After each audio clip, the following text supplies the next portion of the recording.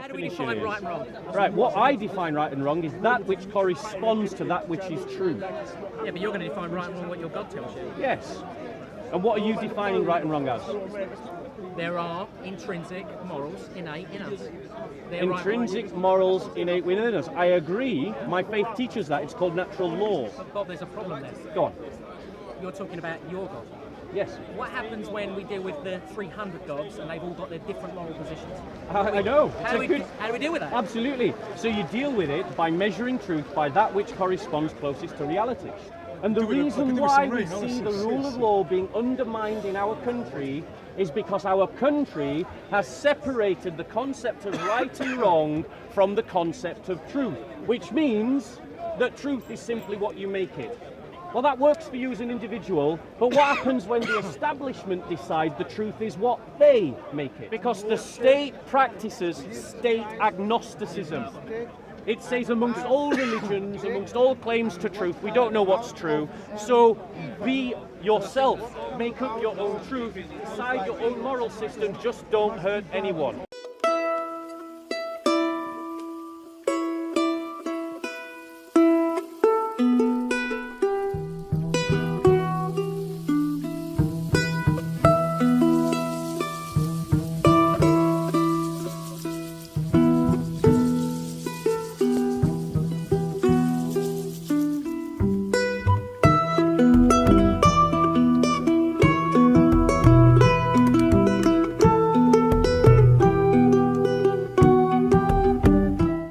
Of objective morality is that which can be observed and seen apart from any ideology. It's a little bit narrow. It is. So one example of that, let's use natural law in terms of the fact that you would agree that human beings are born and do become moral agents of one kind or another. They have innate morality. Yeah, they have a lay morality. They have innate morality. Innate morality. So they have an innate moral structure to their consciousness. Yes. Which indicates that there is some kind of moral system to follow, but it doesn't prove it. Well, it's self-evident. Yeah, it is self-evident. You're right. So now in terms of that which is what we can draw from that, we can draw certain lessons by looking at the world and seeing how it is and what it indicates about how we should live. Yeah? Well, we can draw objective morality from ourselves. Draw objective morality, that's you're making my argument, that's what I'm saying. From ourselves. We don't have to look at the world because we know... Are we part of the world? We are, but we don't have to look at the world, we just see it ourselves. You just see it in yourself? Yes, because you don't want to be harmed. You don't want to be harmed. So, thank you. You've just indicated an objective moral standard. That was my point, yeah. Yeah. But I don't need God for that. However, in terms of anchoring that objective moral system, so that it cannot be subverted by any ideology, political or otherwise, you have to anchor that moral structure on a claim of truth. And a claim of truth doesn't make any sense if there isn't a God. I would say the opposite. Do you believe that God is used to undermine that morality? Let me ask you this question. Do you believe that there is such a thing as truth? I believe that there's an objective morality. Do you believe that there's such a thing as truth? Well, I'm a mathematician, so there are truths in mathematics.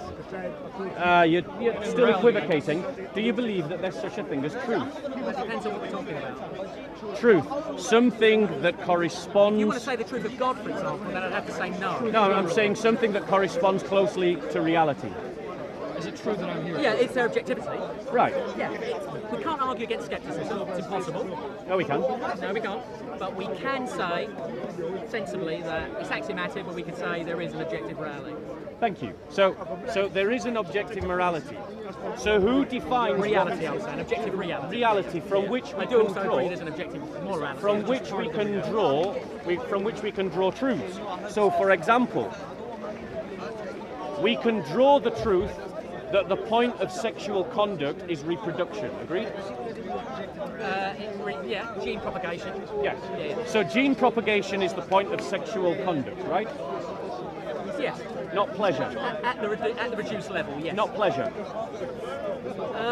Yes, but the pleasure comes from the fact that you... Pleasure is the reward that you get for reproducing. It's what encourages you to... But the reproduce. point of sexual conduct is not pleasure.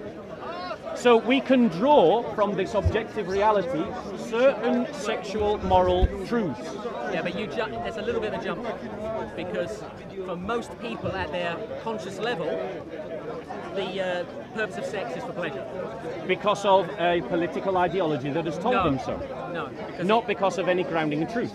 No, because it's intrinsic to human beings to feel pleasure when they have sex. The license to pursue pleasure is a cultural, political agenda that I was born in the 1960s into our modern culture. Before that, Are you suggesting much that before cavemen didn't derive pleasure from sex? of course they did. I'm not saying they didn't. So it was What I'm always saying- there, didn't no, it? no, no. It's 1960s. No, you're conflating things now. What I'm saying is that we can draw from the reality that sex is about reproduction. Scientifically, yeah. Yes. That therefore the point of sex is not primarily pleasure, but that is a secondary accident to the incident of reproduction. I disagree. Okay, you disagree. However, you're arguing against what is obvious. No, I'm not. You're arguing against an objective I'm reality. saying they're two separate things. There is reproduction and there's pleasure. And sex. this, ladies and gentlemen, is how political narrative distorts our We've perception of already reality. agreed that cavemen had that experience before this politics. No. What you're doing. Do animals have pleasure? What when they you have are sex? doing, what you are doing is distorting the reality that is obvious to all, which is what is the point, the maximum point of sexual pleasure? There isn't any point to it. Yes, there is. It's called ejaculation. And what happens That's at for a man. ejaculation? That's a very misogynistic viewpoint. What's the point of the female orgasm? Lubrication. No, it isn't. Gosh, dude. Anyway, I'm not going to say it. I'm not going to say the obvious. The point of the female orgasm is to draw up. That too. The point of the female orgasm is to draw up the sperm. Yeah, no, I agree. I accept that. Right. So the maximum point of the pleasure of the sexual act is connected directly to reproduction. I'm not denying that these two things exist, but from our conscious selves, we seek pleasure. No, that is what you have been formed No, to think it's a fact. by a liberal society No, I disagree. who in the 1960s gave itself over to a hedonistic culture. He's a Christian, so Yeah? it's okay. The pursuit of sexual pleasure as an end in of itself is contrary to natural conduct. No, I totally disagree with that. It is like a man who eats not to sustain himself, but simply for the enjoyment of the flavour of food. Which they do. And that is also contrary to what is naturally, intrinsically Most of our rooted eating, in the natural order. is not for sustenance. I agree, and that is why, as a moral system, you would say it is wrong to be gluttonous, and it is wrong to practice sexual Right, but you licentiousness. could argue that in a secular fashion, because if you overate, you would have the experience of obesity potentially, and your body would break down. And which so secular authorities are arguing that exactly? scientists would argue that, nutritionists would argue that. No. They're So not religious. They are not saying that it's morally wrong. They're just saying that. What do we mean by moral? We mean right. We mean Exactly. We mean desirable and undesirable. No, That's no, what no, we no. could define No, that's as what moral. you're defining it No, as. no. That's what you're defining No, it I've as. seen a definition where it is that. No, that's what your How do we definition define is. right and wrong? Right, what I define right and wrong is that which corresponds to that which is true. Yeah, but you're going to define right and wrong what your God tells you. Yes. And what are you defining right and wrong as? There are intrinsic morals innate in us. They're right and wrong. Intrinsic morals innate within us. I agree. My faith teaches that. It's called natural law. Do you know what natural law is?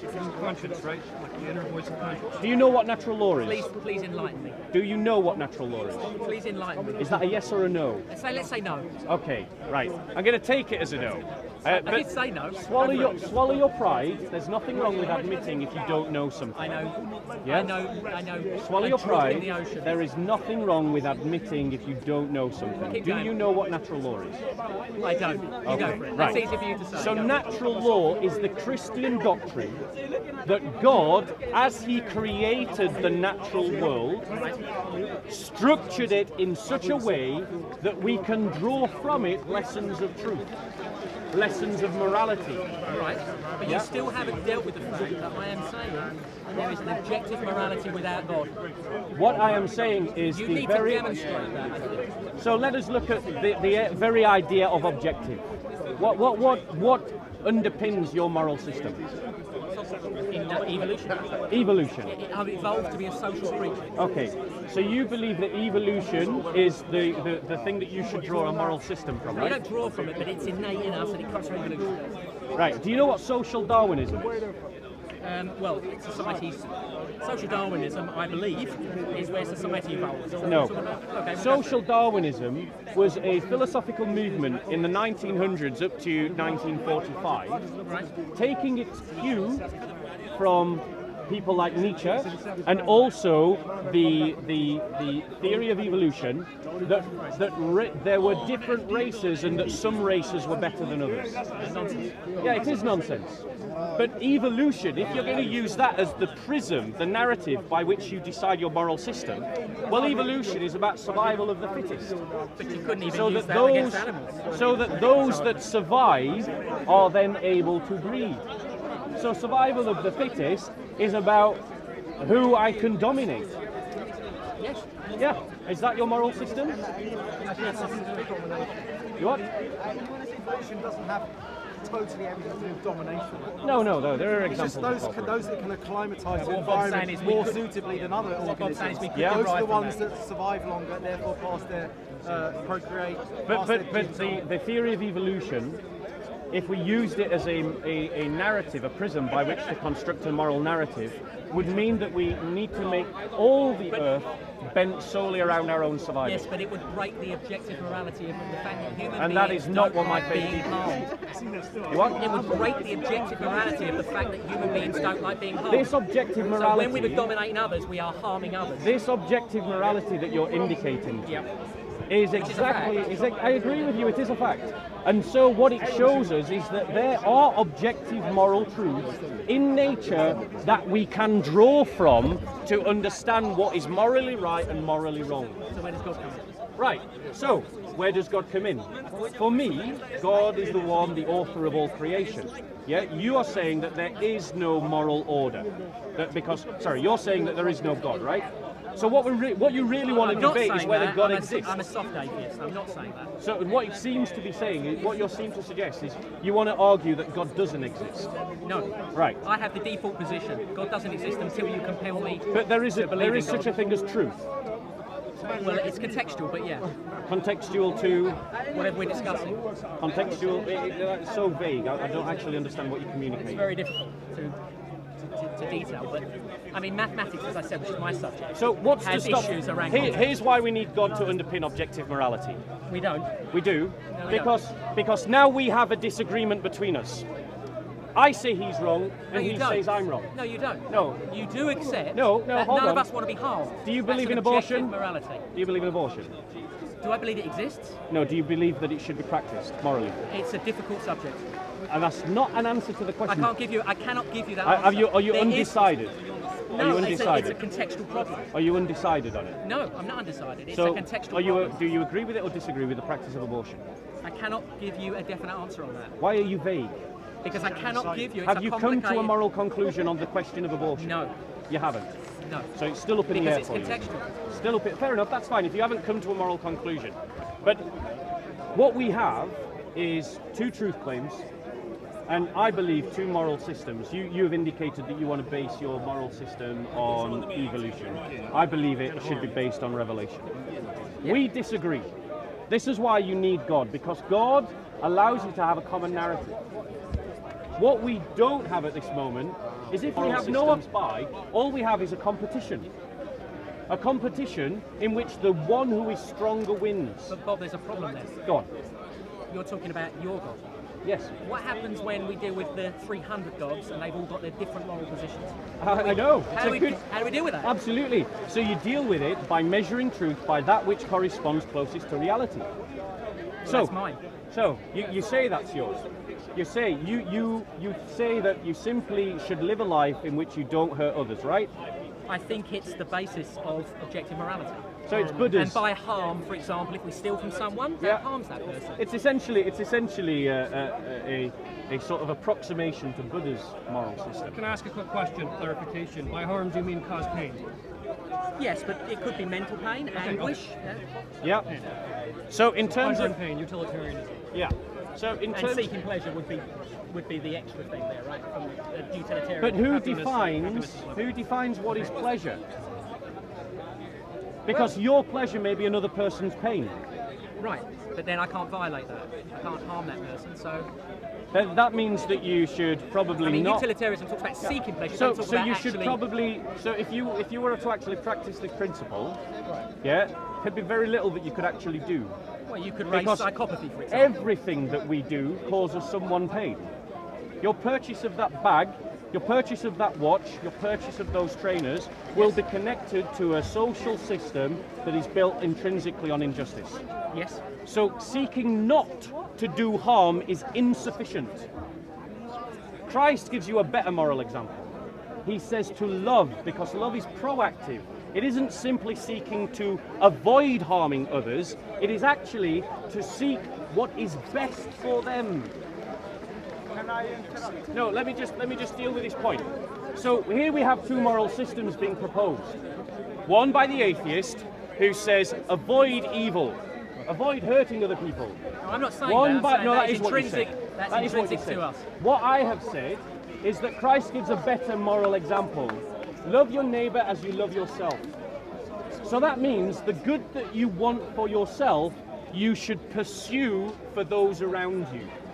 So one is simply about avoiding hurting others, and the other is about pursuing what is best for other people. Now, which of these two moral systems will produce the most good? You're asking me that question? Yeah. I have no idea. You have no idea. I'm confident that it's Christ.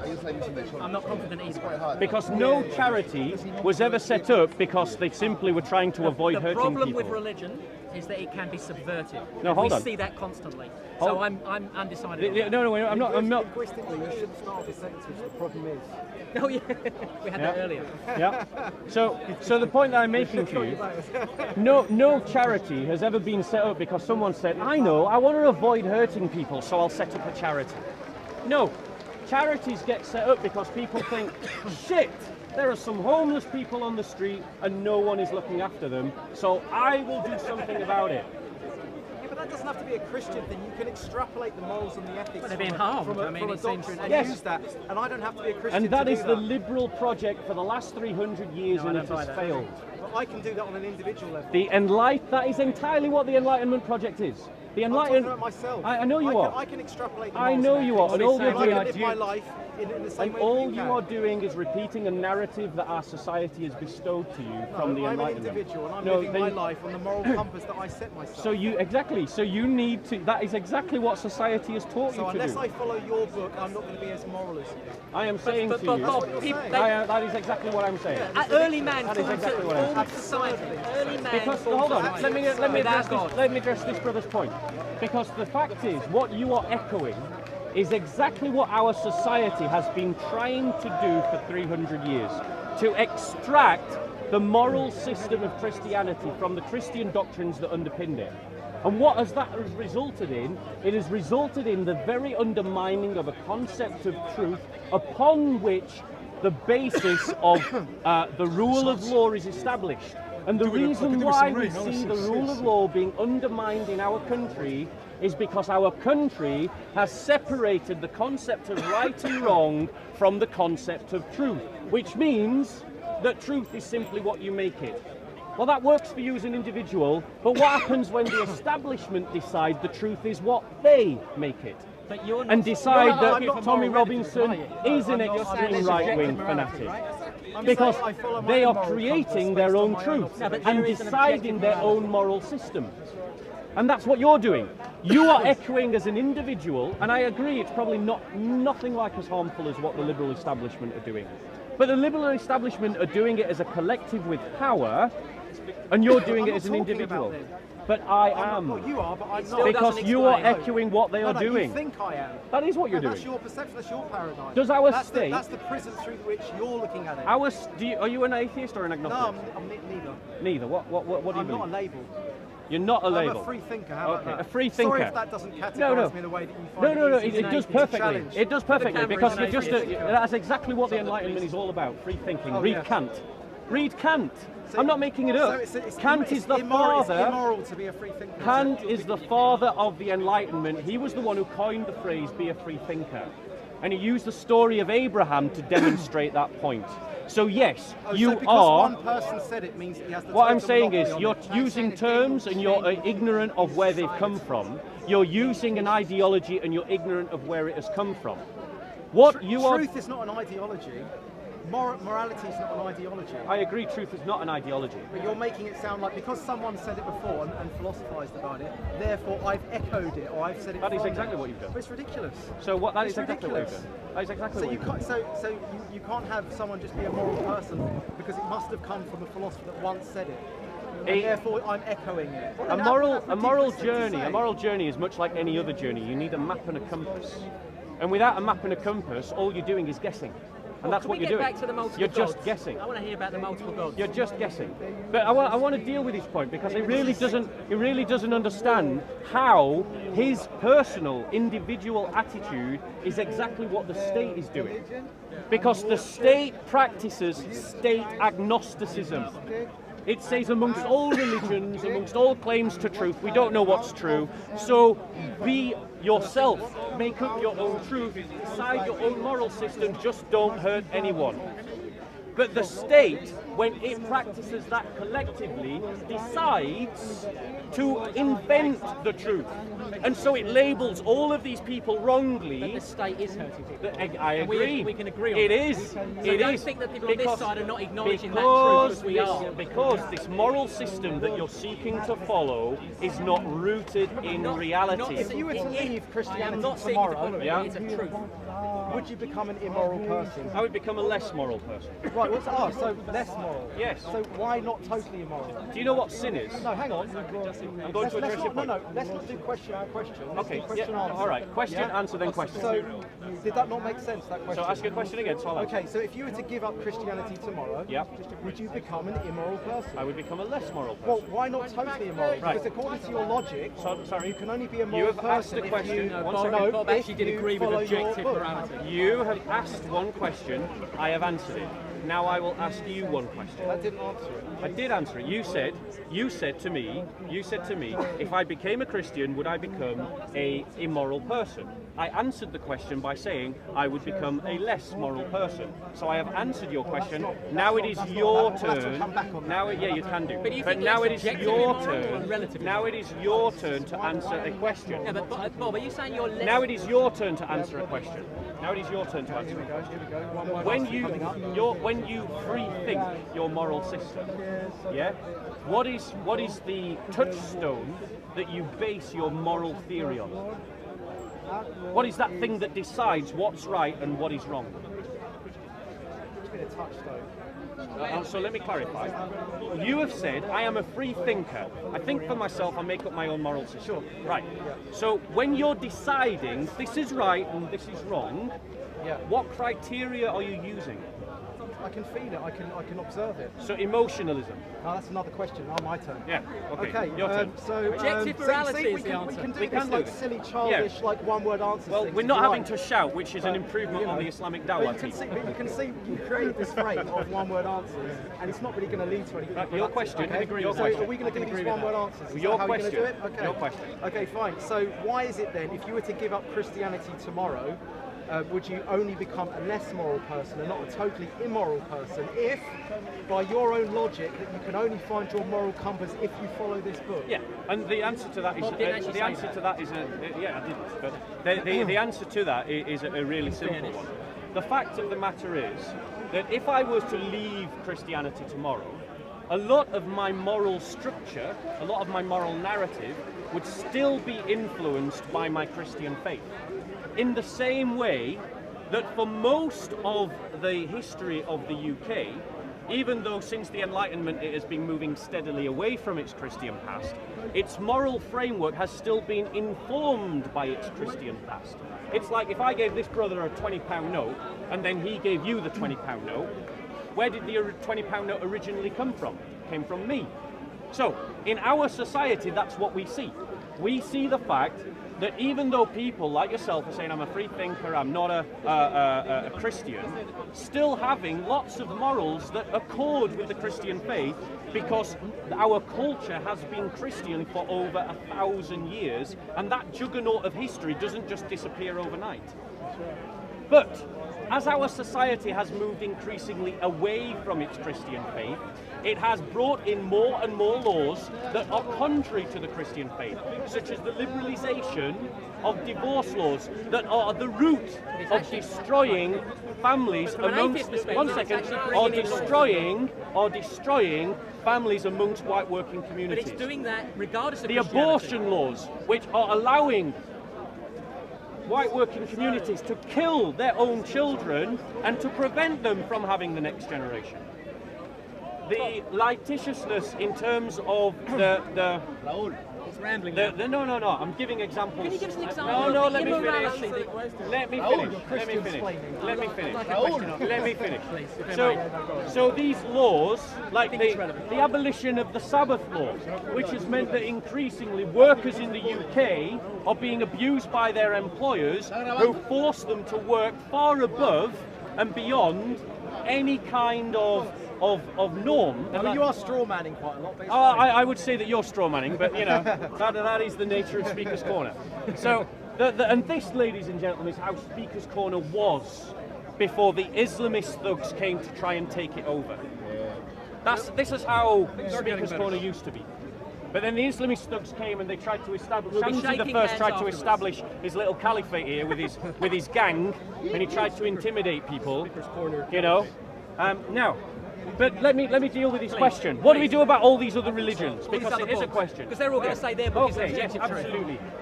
Truth, ladies and gentlemen, is that which corresponds closest to reality.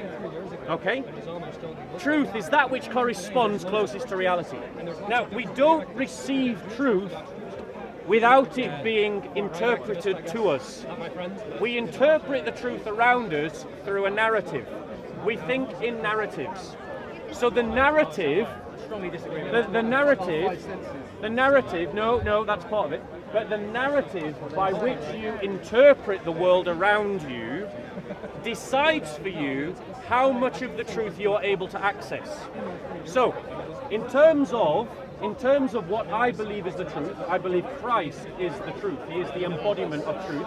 He is the grounding of reality for me.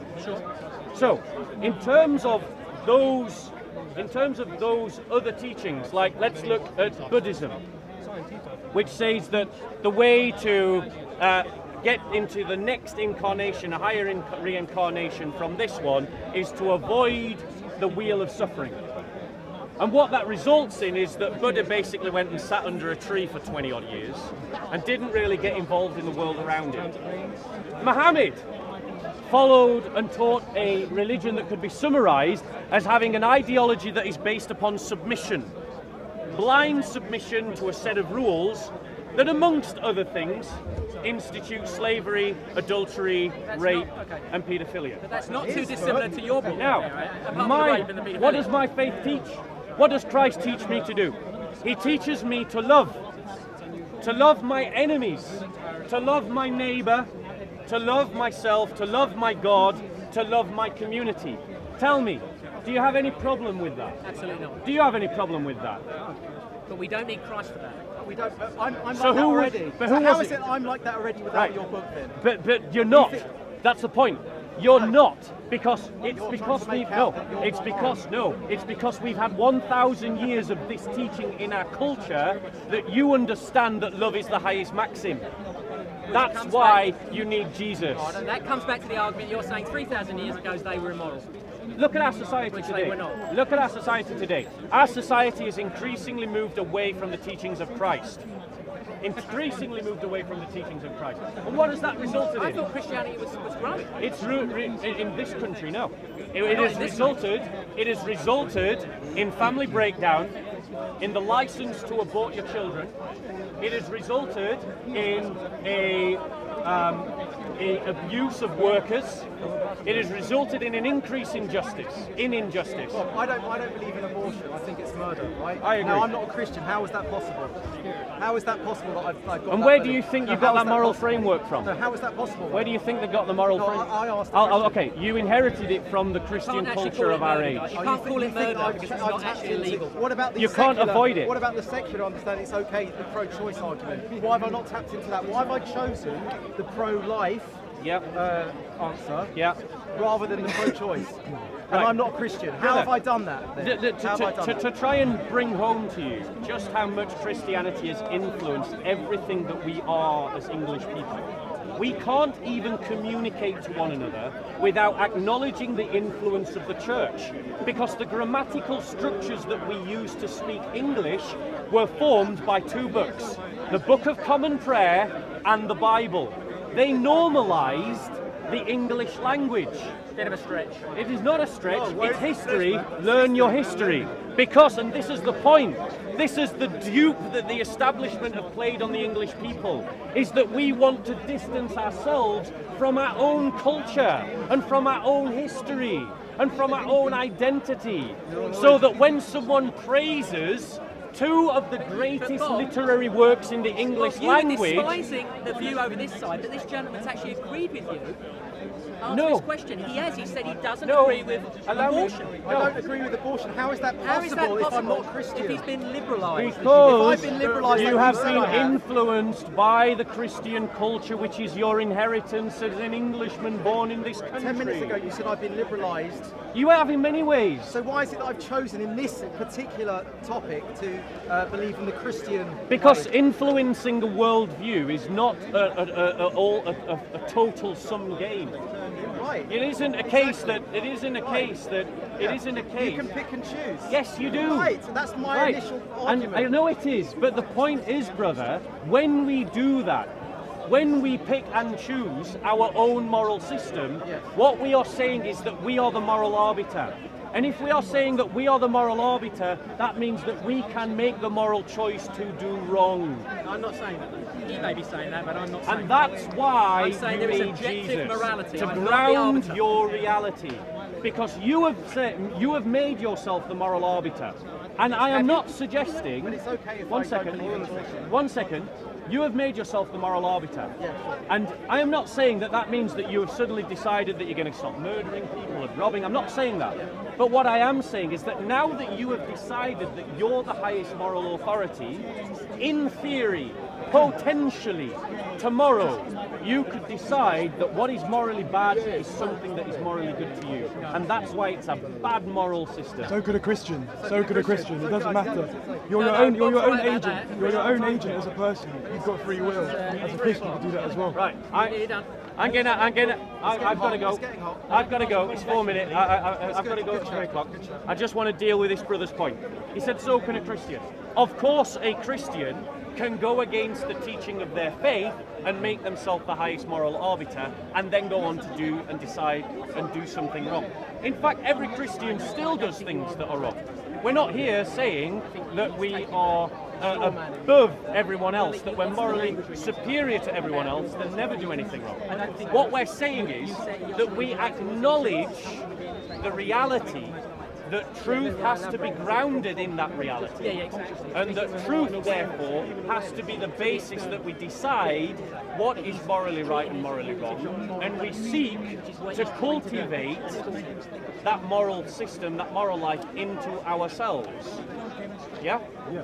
So that and that's the difference between us. No, it's not. That's fantastic you do that. But so does everyone else, and so do these people, because they have I their disagree. own. They That have is their not own. what I heard They from have this their guy. own morality. I don't They have their have own my own morality. Thank you. They have their own morality. And I that's have- fine. I You do call not it have blind. my You own call it blind morality. following. That's fine. Another thing that Christianity teaches is acceptance and tolerance. choosing my But morality. Who says that we teach acceptance and tolerance? is that not part of Christianity? No, that's a liberal hoodwink. You see, Okay, the point, fine, the fine, point, the fine. point about liberal society is that it tries to tell you what Christianity is. Liberal society and the liberal media try to tell the Christians what our faith is because they want the Christians to conform to the establishment's agenda. But the reality is that we Christians do not take our knowledge of the truth from what the liberal media says is Christianity. Excuse my naivety. We take Do it. you agree with acceptance We and take tolerance it. as We a person, take it. We as a take human it. being? We take it from the apostles and the prophets' teaching, which means that we don't tolerate everything. We don't accept everything.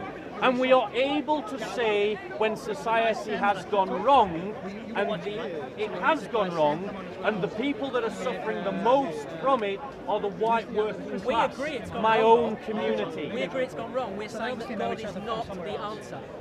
And I would say, anyway, guys, I'm going to have to go. It can be his answer. It was a pleasure speaking No, I mean with you. globally, Pleasure generally. speaking to you. Yeah. Bob, Pleasure speaking absolute to you. pleasure, sir. Really Yeah, good. you Thank look after yourselves, guys. Yeah, we'll talk again. All the best in what you're fighting for. Thank you. Brother, you've been listening very intently. Let me ask you this question: have you got a smartphone? I have, yeah. Download the Bible app. Download the Bible. Download the Bible app. Have a read of it. That's right. I love the guy that he's a Christian. How are you doing, man? I'm all right. I've got to go, brother. No problem. But Gotta go. are you still techie-phobic? Because I want to bring you on the Gin and Tonic show. I am techophobic. If you want to do the Gin and Tonic show with me, Yeah. we need to do it in person. Oh, we can't do that. We do it online with Google Hangouts. So I you're am. not able to get on there. I'm not in the. Well, then in that case, I need some kind of studio.